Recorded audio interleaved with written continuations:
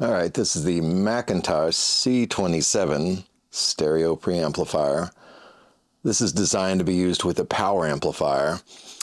Now, if you're familiar with this gear, that seems pretty 101, but in fact, there's some things on this particular piece that some of you may not be familiar with. But a lot of this applies to many preamplifiers and quite a few stereo receivers.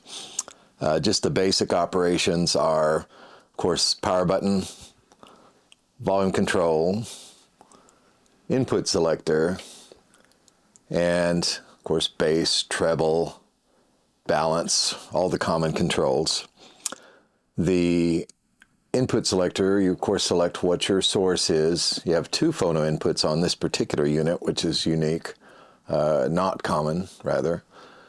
Then you have stereo mode selector. This is unusual. You don't find this on anything past, the late 70s at the most.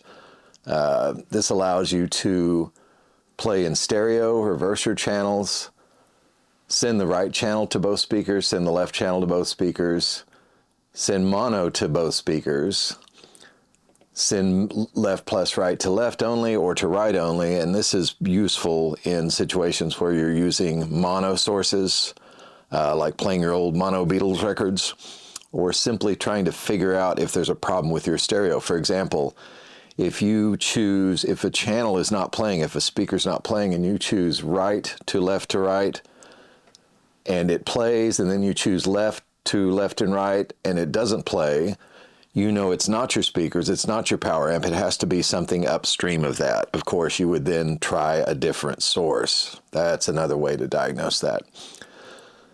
You have speaker selectors. This is something you have on a lot of amplifiers, a lot of receivers. This one allows two sets of speakers. Now, why is this on a preamplifier? Well, Mac decided to give you the ability to switch speakers, which you don't normally have on a component amplifier, preamplifier setup. So here you can you route the speakers back from the amplifier into this unit, and then that allows you to have a speaker switcher built in. In this same control, you have your high and low filters. High and low filter is for unwanted noise like hiss on a tape or crackle on a record for the high filter, and then the low filter is for warped records or a lot of rumble or low-pitched noise. There's a cost to those filters, but they help in some cases. Bass and treble, most people know all that. These are unique in that you can set the bass or treble to a separate setting for left and right. Another feature you don't see on modern stuff is the loudness function, or loud in this case.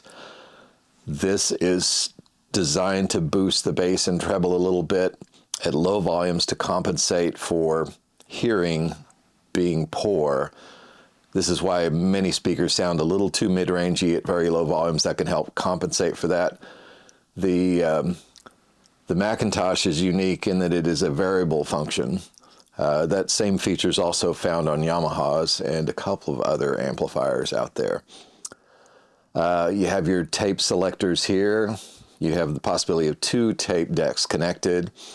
And then you have the tape dub buttons. This confuses people quite a bit. It's simpler than you think. If you have two tape decks, it allows you to copy from tape 2 to tape 1 or tape 1 to tape 2. Frankly, that's the last resort. You always want to record from your source if possible, but in some cases it might make sense to make a copy of a tape. Here we have the back of the McIntosh C27 preamplifier. Some things we don't see on modern equipment is a set of outlets for your switched components, like your tuner, maybe your phonograph, maybe a disc player.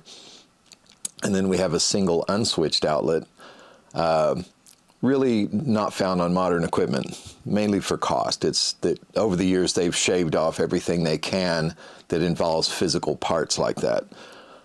This allows you to plug in a pretty good sized power amplifier. Why do that? Why have this? Well, in old houses, you usually have a limited number of outlets, and plugging in a stereo that used multiple outlets was a problem for most people at the time. Here are those speaker connections. This is from the amplifier. This is the amplifier connection going back in. And then here are your two sets of speaker terminals to go out to your main speakers. Ideally, it's best to run your power amplifier straight to your speakers, but if you must have speaker switching, this guy's got it built in. Your main outputs go to your main speakers, and then there is a passive center channel that can go to a center speaker. Not quite surround, but it's in some setups like horn speakers, it makes sense. Two sets of main outputs, so you could connect two power amplifiers, and there's your two tape deck connections.